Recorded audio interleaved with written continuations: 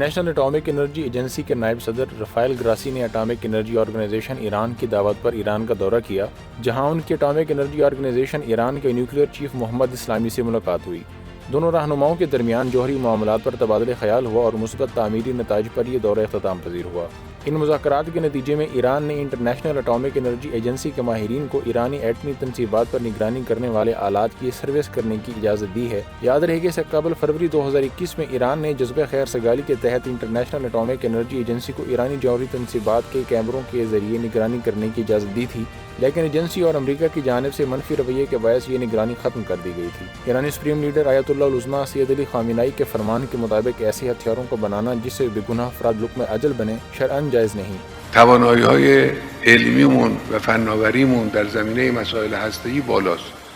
دنبال سلاح هسته‌ای هم مطلقا نیستیم، نه برای خاطر آمریکا، نه برای خاطر تحریم، برای خاطر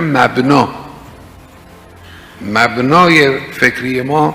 سلاح‌های کشتار جمعی